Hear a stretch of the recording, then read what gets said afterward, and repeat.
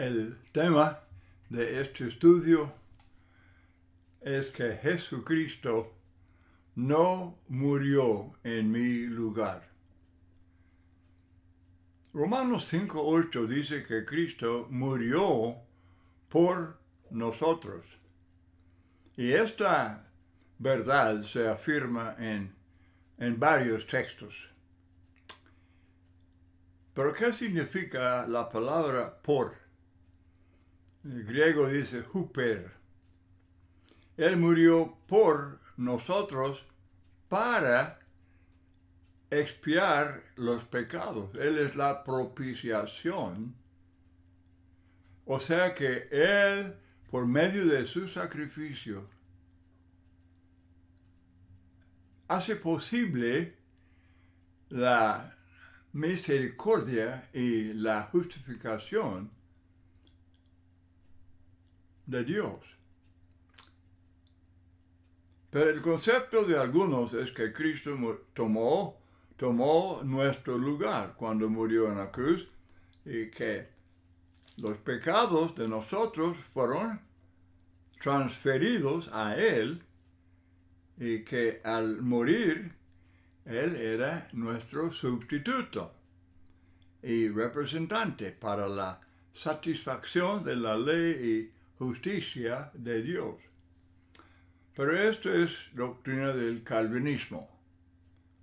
Esta enseñanza comenzó en el siglo XI, pero llegó a ser la doctrina popular de los reformadores protestantes. Está bien relacionado con los 5 puntos del calvinismo, mayormente con la enseñanza falsa de que los pecados del hombre son contados a Jesús, que Él llegó a ser culpable de los pecados de nosotros y que su justicia personal es contada al creyente. Eso no es Biblia. Eso es calvinismo. Es muy importante observar y recordar que los términos sustituto, sufrimiento vicario, satisfacción por los pecados, no son expresiones bíblicas. Ahora vamos examinando algunos argumentos que se usan para supuestamente probar la idea de sustitución. Se cita Levítico 16, 21, 22, el día de la expiación. El sacerdote ponía sus 2 manos sobre la cabeza del macho cabrío, confesaba los pecados del pueblo sobre su cabeza y llevarlo a tierra inhabitada. El animal llevaba todas sus iniquidades. Se afirma que lo mismo pasó con Cristo, de que los pecados del hombre fueron imputados o contados a Cristo como nuestro sustituto. La Biblia nunca hace comparación entre Cristo y este macho cabrío Azazel. Si se busca alguna semejanza, conviene observar el verso 9, el primer macho cabrío sobre el cual cayere la muerte por Jehová, porque lo ofrecerá en expiación. Pero el segundo macho cabrío no era inmolado. Su sangre no era derramada y por eso no podía ser tipo de Cristo. Según a los Corintios 5:21, al que no conoció pecado, por nosotros lo hizo pecado para que nosotros fuésemos hechos justicia de Dios en él. Este texto se cita frecuentemente por los calvinistas. Creen que en sentido literal Cristo llegó a ser pecado literal, que llegó a ser la esencia del pecado y que por eso era rechazado por Dios como abominable, porque aceptan el concepto de sustitución. Pero la palabra pecado aquí se usa como se encuentra en Levítico, por ejemplo, Levítico 4, 21, 25, capítulo 6, 25, y varias veces en el texto original tanto el hebreo como el griego, la palabra es simplemente pecado, pero se traduce expiación o ofrenda por el pecado. Es la idea. Es la expiación o la ofrenda por el pecado. Hebreos 10:8, sacrificio y ofrenda, holocaustos y expiaciones por el pecado no quisiste. La palabra expiaciones es, en el texto original, simplemente pecado. Romanos 8:3, Dios enviando a su Hijo en semejanza de carne de pecado y a causa del pecado, es decir, como ofrenda por el pecado. El animal se usado como ofrenda por el pecado. Tenía que ser perfecto, sin defecto. Y si Cristo hubiera sido pecado, en sentido literal, no podría haber sido ofrenda por el pecado. Primera de Pedro 1:18, sabiendo que fuisteis rescatados con la sangre preciosa de Cristo, como de un cordero sin mancha y sin contaminación. Este texto es bien claro en cuanto a ese punto. Primera de Pedro 2:24, quien llevó, palabra clave, llevó él mismo nuestros pecados en su cuerpo sobre el madero, para que nosotros, estando muertos a los pecados, vivamos a la justicia. Ahora, cuando Cristo llevó los pecados de nosotros en su cuerpo sobre la cruz, pues sobre esto no hay discusión, pero ¿qué significa ese texto? Isaías 53:4, ciertamente llevó nuestras enfermedades y llevará las iniquidades de ellos, habiendo él llevado el pecado de muchos. Ahora, Mateo 8:16 explica esto.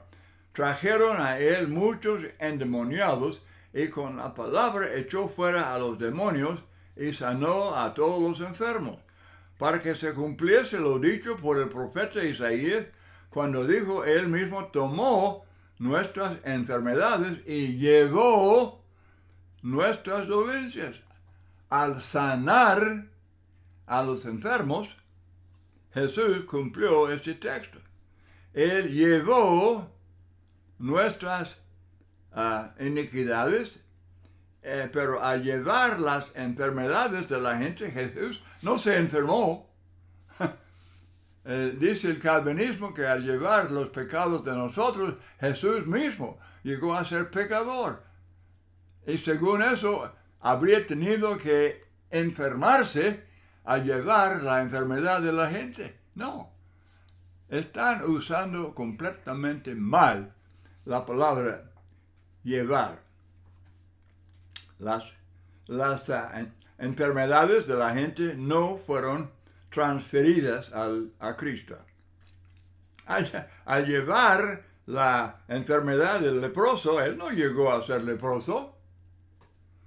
Y al llevar la enfermedad de los endemoniados, él no llegó a ser endemoniado. Él las quitó, las removió. Esa es la idea. Eso es de llevar. Llevar es sanar, curar. La palabra griega que se traduce llevar, bastazo, esta es la palabra usada por el Espíritu Santo para traducir las palabras hebreas nasa y sabal. Significan llevar, transportar y remover. Remover. Cuando Jesús llevó la enfermedad, la removió, la quitó. Por lo tanto, cuando la Biblia dice que Cristo llevó los pecados, no quiere decir que los pecados fueron transferidos a Él, sino que Él los llevó en el sentido de removerlos, perdonarlos. Hebreos 9:26, en la consumación de los siglos, se presentó una vez para siempre por el sacrificio de sí mismo para quitar para quitar del medio el pecado. Juan 1:29, quita el pecado del mundo. Así es que el calvinismo es completamente incorrecto y es falsa doctrina. Entonces, vamos volviendo a la palabra Hooper. Se cita, por ejemplo, Deuteronomio 24:16, los padres no morirán por los hijos, ni los hijos por los padres. Cada uno morirá por su pecado. Y dicen que significa en lugar de. Pero esto no es correcto, se refiere a la práctica de las naciones de castigar a los hijos cuando castigaban al padre y castigaban al padre cuando castigaban a los hijos. Vemos en Esther capítulo 9 que los 10 hijos de Amán fueron ahorcados con su padre. Según a los Corintios 5, 14, 15, porque el amor de Cristo nos constriñe, pensando esto, que si uno murió por todos, luego todos murieron. Y por todos murió para que los que viven ya no vivan para sí, sino para aquel que murió y resucitó por ellos. Este es uno de los textos predilectos de los que abogan por la idea de sustitución. Pero, versículo 15 dice que Cristo murió y resucitó por ellos. ¿Resucitó Jesús en lugar de ellos? No. Están completamente torciendo la definición de la palabra Hooper. Gálatas 3:13, Cristo nos redimió de la maldición de la ley, hecho por nosotros maldición, porque está escrito, maldito todo el que es colgado en un madero. Y se afirma que la única manera en la cual una maldición podría caer sobre una persona inocente sería por medio de la sustitución. Pero ¿en qué sentido fue hecho por nosotros maldición? Simplemente porque la ley de Moisés decía, maldito todo el que es colgado en un madero. Y aunque fue completamente inocente, la realidad es que él sí fue colgado en un madero y lo hizo por nosotros, o sea, para salvarnos, para quitar los pecados. Pero nos tocó a nosotros ser colgados en un madero, pues claro que no. Hermanos y amigos, mucho cuidado. Pablo dice usar bien las escrituras. Es la palabra de Dios. Y Pedro habla de cómo la gente tuerce las escrituras. Y en el día de juicio darán cuenta de esa maldad. ¿Qué significa la preposición anti? A-N-T-I. Mateo 20:28, el Hijo del Hombre vino para dar su vida en rescate por muchos.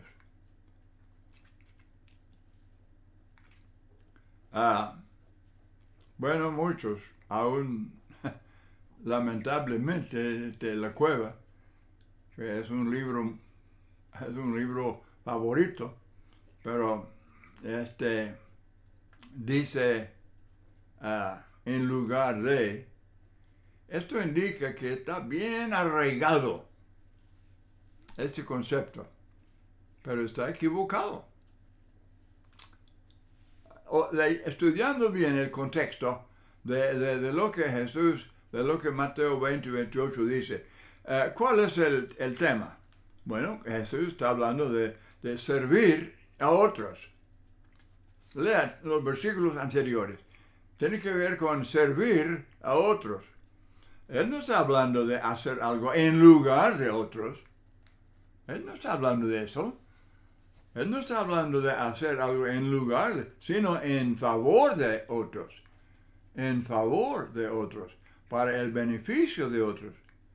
Y luego se refiere a sí mismo como ejemplo de su enseñanza. Y ese ejemplo incluía el sacrificio de su vida ante muchos. La idea de sustitución no cabe en esta enseñanza. Están torciendo las escrituras. 1 Timoteo 2, 5, 6, porque hay un solo Dios y un solo mediador entre Dios y el hombre, Jesucristo hombre, el cual se dio a sí mismo en rescate. Y aquí la palabra ante lutrón, por, huper, todo. Jesucristo nos compró con su sangre, pero no lo hizo en lugar de nosotros, porque la Biblia no enseña que el pecador debe hacer un sacrificio, mucho menos en la cruz, por sus pecados. Si Cristo hubiera muerto en mi lugar, eso hubiera indicado que yo estaba obligado a morir en la cruz. Y esto no tiene sentido. No, Él no tomó mi lugar. Yo no era destinado a ser crucificado. Jesús es el Redentor. Pero si Él tomó nuestro lugar, ¿nos tocaba ser redentores? Cristo es nuestro Redentor. Y si Él tomó nuestro lugar, entonces nosotros, lógicamente, hubiera sido redentores. No. Eso no es aplicación correcta de estas palabras. Jesús simplemente no tomó nuestro lugar. Él no tomó nuestro lugar en la muerte física. Hebreos 9:27, todos tenemos que morir, aún los más fieles cristianos. Él no tomó nuestro lugar en la muerte espiritual porque Él nunca murió espiritualmente, ¿verdad? Él no murió físicamente para tomar nuestro lugar en la muerte espiritual. Cristo sí murió físicamente para que nosotros pudiéramos escapar la muerte espiritual y eterna. Pero es imposible que una muerte física tomara el lugar de la muerte espiritual, o sea, la separación de Dios. Él no tomó mi lugar como sacrificio por los pecados, porque no me tocó ser sacrificado en una cruz por mis pecados. No, claro que no. Él no tomó mi lugar en sufrir por la justicia. Muchos cristianos han sufrido hasta torturas indecibles por la fe. ¿Por qué han tenido que sufrir así? Si Cristo tomó su lugar en sufrir por la justicia. Él no tomó mi lugar en el castigo por los pecados, porque la paga del pecado es la muerte eterna, separación de Dios. ¿Tomó mi lugar en eso? No, pues, desde luego Jesús no sufrió ese castigo. Él no removió la ira de Dios contra el pecado porque esa ira todavía existe. Pablo dice en sus cartas. La teoría de sustitución o satisfacción niega la gracia de Dios. Punto muy importante. Esta enseñanza falsa niega la gracia de Dios, porque si el castigo mío ha sido transferido a Jesús como mi sustituto, y Él ya lo sufrió, entonces, pues yo no tendré que sufrirlo. Ya se encargó de eso. La deuda fue cancelada, aún antes de nacer yo. Esto niega la gracia de Dios, porque según esa teoría, la deuda quedó cancelada y por eso Dios nos debe la salvación. ¿Y cómo puede obligarnos a pagar la deuda cuando nuestro sustituto ya la pagó? No tiene sentido. No es nada razonable. Es una teoría insensata. Él no tomó mi lugar en la obediencia al Padre. No.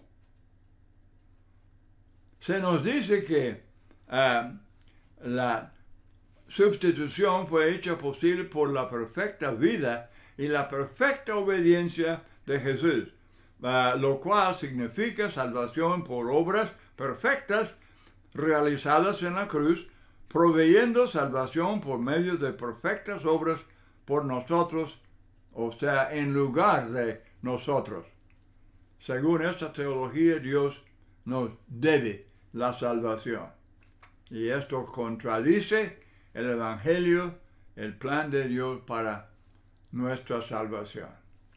Además, la obediencia nuestra sería por demás. Sería insignificante, porque ya se cumplió. Obviamente, pues, esta doctrina lleva a otra, es la enseñanza errónea de que es imposible caer de la gracia. En verdad, nadie cree que Jesús era nuestro sustituto en sentido literal. A pesar de tantas afirmaciones acerca de nuestro sustituto y el sufrimiento vicario, los comentaristas tienen que aceptar que todo esto no es cierto en sentido literal. Este es un punto muy importante. Una pregunta. ¿Nos tocó a nosotros ser crucificados en una cruz romana? Están diciendo que Él murió en mi lugar. Esto indica o implica que nosotros tuvimos que morir en una cruz romana. Pero nadie cree esto. Nadie cree eso. Dios nunca enseñó que la humanidad debería ser ofrecida como sacrificio sobre algún altar o alguna cruz para que después Cristo viniera al mundo para ser nuestro sustituto. Por eso Jesús no tomó nuestro lugar sobre la cruz. Eso no es cierto, es falsa doctrina, no es concepto bíblico.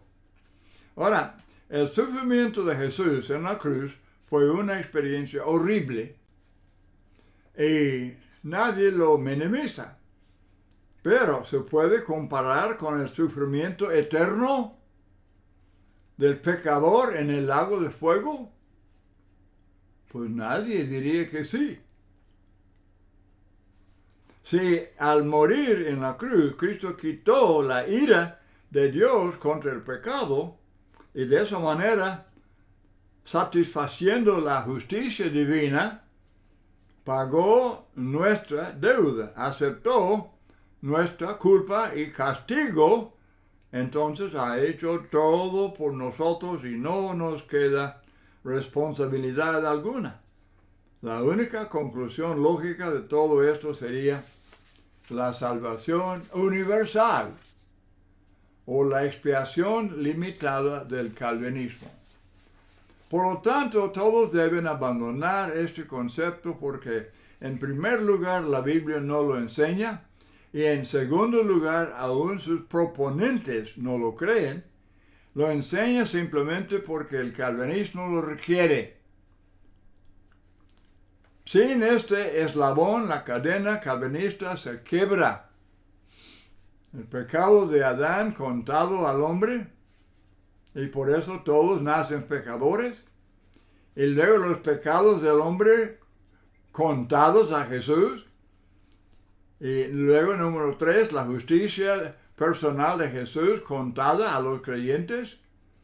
Y luego el eslabón central requiere el concepto de sustitución.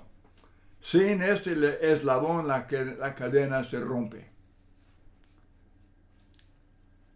Pero concluyendo este estudio, vamos a una cosa bien sencilla y bien básica. La Biblia enseña que nosotros, el hombre, todo hombre, tenemos que hacer algo para ser salvo. Marcos 16, el que creyere y fuere bautizado será salvo. Hechos 2, 38, arrepentidos, ser bautizado para el perdón de pecados.